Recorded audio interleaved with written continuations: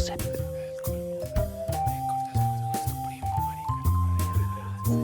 This is Polyp Gossip, the place for physicians and patients to catch up on what's hot and what's not in CRS with NP or nasal polyp syndrome. This podcast is developed by Sanofi Regeneron and also elaborated in close collaboration with EUFOREA.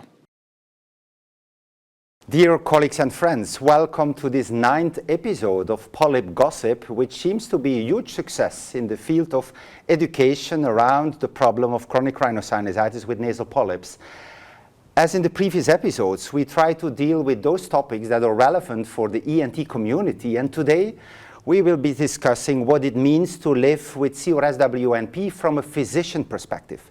As some of you may recall, we dealt already with the patient perspectives on the burden of disease, but today we are privileged enough to have two top rhinologists joining us in this 9th episode of Polyp Gossip.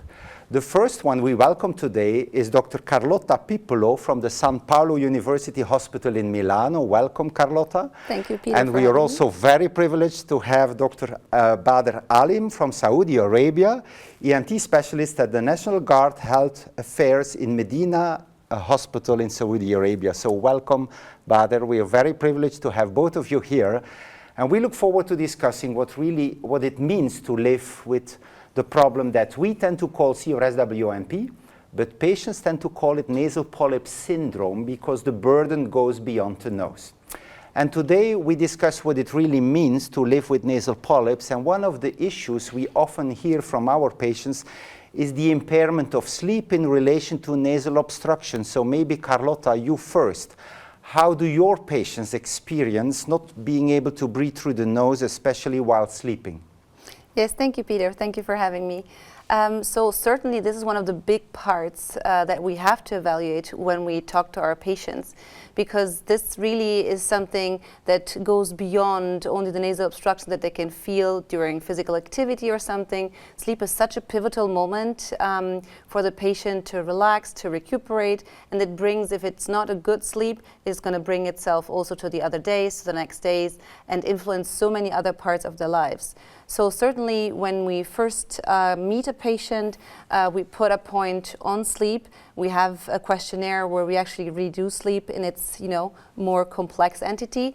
What they tell us is, of course, not enough sleep, that they wake up during the night because they feel that that their nose blocks, or that they have secretions that when they lay down go through to their throat and actually makes it hard for them to stay asleep and recuperate.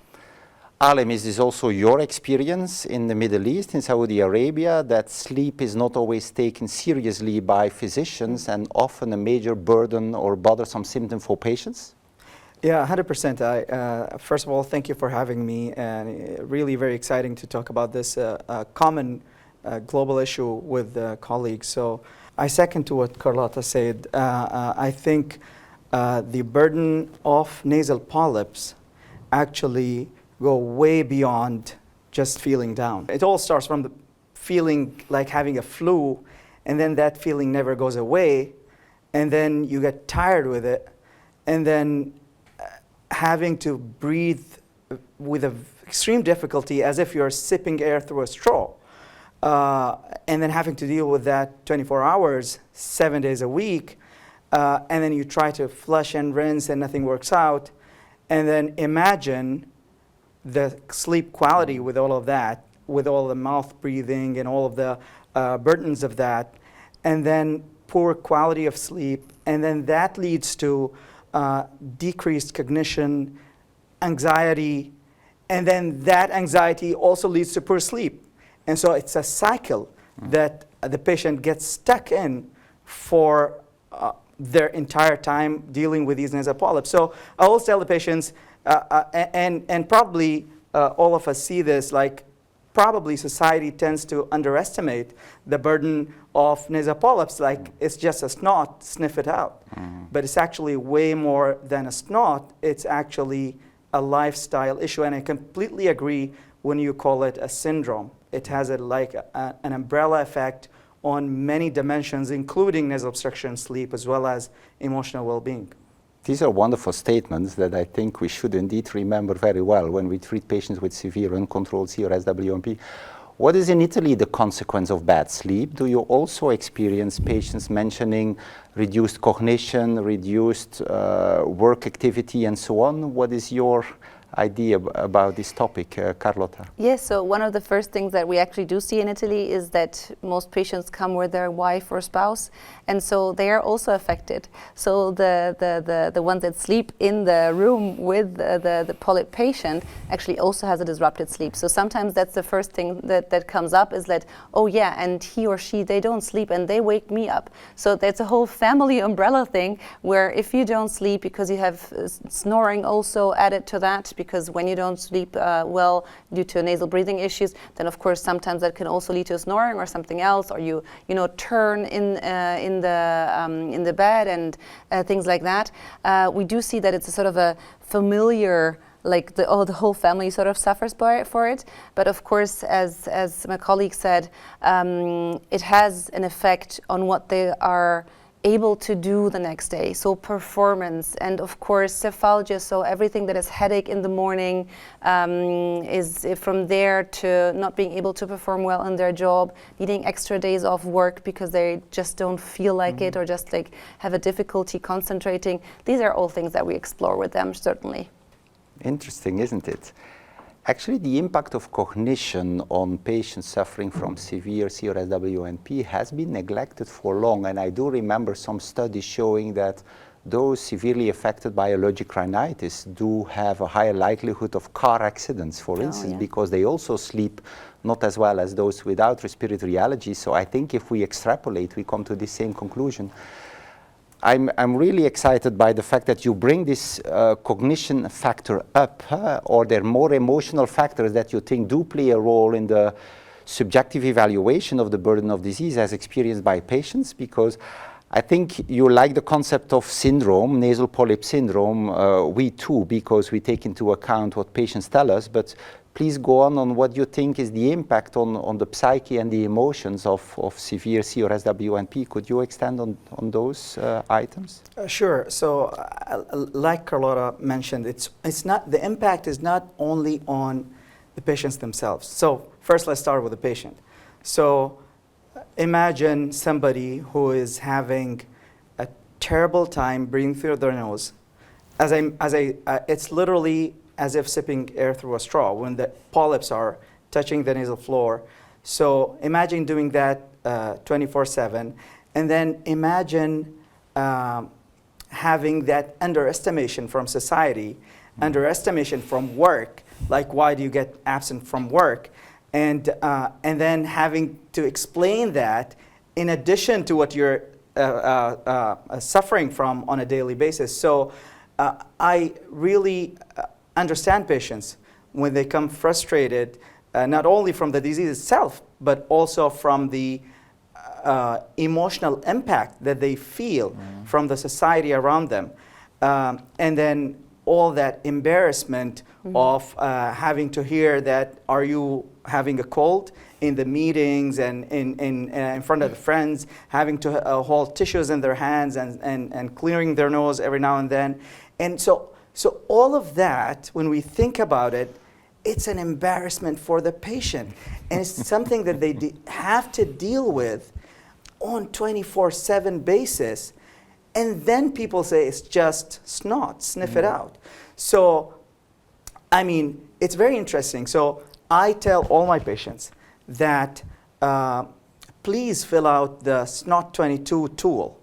And I tell them that use it as a tool, as a representative of your voice to tell your physician the kind of emotional and cognitive impact you're going through. Because that a tool that we use in our field as rhinology is a subjective tool that can actually tell us the burden, the emotional burden and the cognitive burden of the disease. And we probably can go into this a bit later, but there has been studies that actually proved objectively that cognition does get a lot of impact with nasal polyps. And not only by asking patients, but actually by showing it on a functional MRI. So definitely cognition is a big part that gets affected with nasal polyps. It's an interesting domain that should receive more attention, but Carlotta, isn't it striking that we talk about the burden of disease still now, whereas we know the disease for decades, and it's only now that we start recognizing the burden of the disease? Isn't it striking? It certainly is. Very recently, 2 weeks ago, I had a first visit with a patient, very tall guy, very what you would say a strong guy, and he came in and he actually did this SNOT 22, and this was the first time he had a history of 30 years of CRS, and no one ever had him fill out this SNOT 22 questionnaire. And he came to those psycho-emotional part, he started crying. He started crying because he said, this is the first time someone asks me about my emotional driver in all of this. So I feel in the last few years, with the advent of new therapies, we started recognizing that we can do something about it, because for many years, for us ENT surgeons and ENTs and rhinologists, there was only so much that you could do. So unfortunately, we as clinicians, if we don't have a lot to improve, probably we don't ask as much as we could. But nowadays, we can improve so much the quality of life of the patients, so we really want to know in order to then also see the results in what we can get for the patient. No, that's a very nice statement, and I could not echo this more, because we tend to focus just on the symptoms and trying to achieve symptom control. Now we have more tools to go better, raise our ambitions together with patients, and also take into account more the psycho-emotional context. How do you actually evaluate this psycho-emotional context? You mentioned the SNOT 22 scores, which also reflect impact on quality of life. Do you have other tools, or would you have other recommendations in the Middle East? What is your opinion here? Definitely. So there are lots of tools, both subjective and objective, to assess cognition. But before I dive deep into this, I just really want to echo what Carlotta mentioned, is actually, and I think the reason why we didn't used to pay much attention to the emotional burden of nasal polyps is our understanding of this disease. In the past days, it was just nasal polyps and take him out, and there was absolutely no conversation about all this cognitive and emotional impact. And now the more and more we understand the disease, and the more and more solutions do we have for the disease, the more and more we dive deep into the emotional concepts. And like the story Carlotta shared, the more and more patients we see who cry because of the emotional burden, and then the bigger smiles we see on their face when it gets improved, the more we get excited as physicians to actually pay attention to this. So again, like you mentioned, SNOT 22 is one of the commonest tools that are used in the Middle East to assess this, because it's already validated in Arabic language, so we can use it even in studies, not only to patients, but we also have a lot of other specific questionnaires that actually assess the depression and all the cognition and the sleep quality. So we have the Pittsburgh Sleep Quality Index questionnaire. We have the depression questionnaires. So we use all of that. Not all of them are validated in Arabic, so there's a bit of a language barrier there. But SNOT 22, the best and the easiest part of using it is that's validated in Arabic. So the patients, the community, the workers, the farmers can come, they read it, they answer it quickly, and then we can use it as well in our research. So I tell my patients, this is your emotional health advocacy tool. I mean, and it's an objective score. Like, it's not you telling me you're feeling stressed, but you're showing it on paper with high scores in the emotional subdomain that you're having a terrible emotional burden that you might not be able to talk about and express it with the community and society. So I love the tool, the SNOT 22, and I definitely think that we should pay more and more attention to the emotional burden of nasal polyps. These are wonderful statements, and I think they echo also what patients feel, how much they suffer, and also how this condition has been underestimated in the past. What I have always been puzzled about are the studies comparing the impact of severe cardiac disease, the impact of severe rheumatoid arthritis, compared to the impact of severe sinus disease, where severe sinus disease equals the burden of the other conditions that have been considered very impactful and bothersome over so many years. But now we are there with CRSwNP as well. So I think we made a huge progress as medical community to respect and also treat these patients better. Are there any final comments you would like to make, Carlotta? Well, I think if we include all this psychological and emotional factor, I think we also need to briefly touch on olfaction, because I think the patient that has no olfaction has been studied on and on for what it gives in the depression domain and sociality domain. So I think that's also something that we need to address if we talk about psychosocial, psycho-emotional capabilities and burden of patients. We need to take into account that CRS impairs olfaction, and that these patients have, because of only the olfaction part, and then comes the obstruction, and then comes all the other, they have a very, very impaired life. And I think that's what I would do as well. Would you then also recommend more and more ENT colleagues of ours to perform smell tests, for instance, because olfaction is a key factor and driver of feeling depressed and considering CRSwNP as a very bothersome condition. But despite those observations, smell testing is only performed in a limited number of centers. So what would you advise our colleagues for the future? So certainly you can start with VAS scores. I mean, they are somehow, in some sense, they are validated to look at it, not really to be significant for all of the outcomes that we want to look at.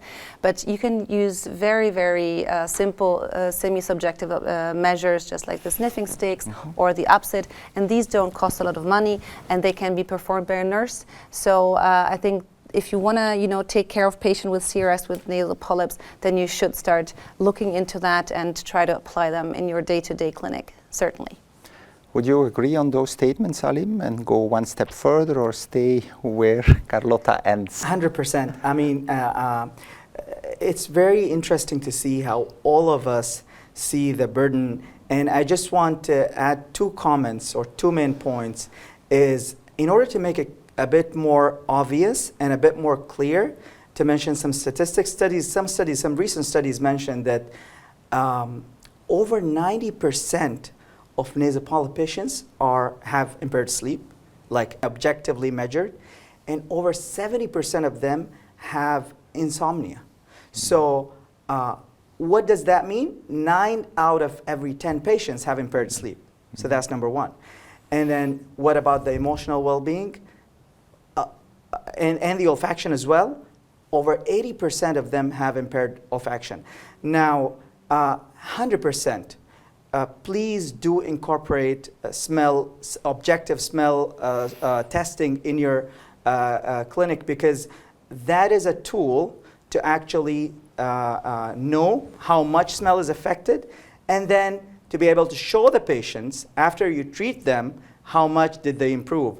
And I also want to probably wrap it up with a positive note, that despite all of the percentages that we mentioned, that the emotional impact, that in this era, we have a lot of solutions for this very burdensome disease in forms of medical as well as surgical management. So it's an exciting era, despite where we have expressed the burden, but it's a very exciting era to treat these patients and to revert them back completely to their normal lifestyle in terms of olfaction and emotional well-being as well.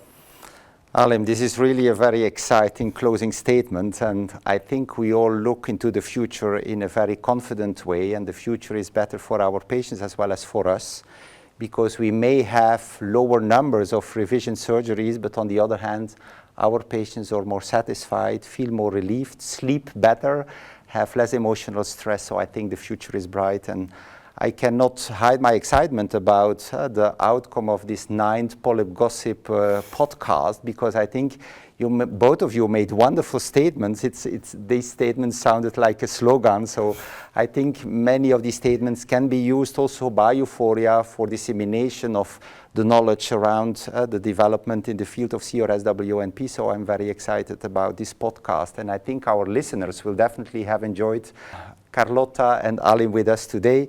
We look forward to an even more brighter future.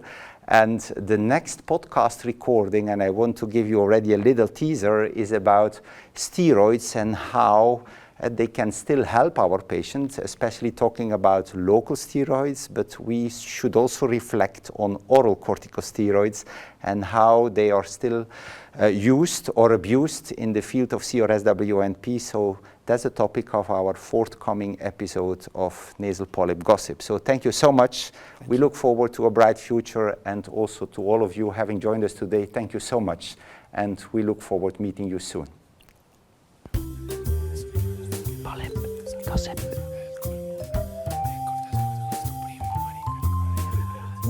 This was Polyp Gossip, sponsored by Sanofi Regeneron and developed in close collaboration with EUFOREA.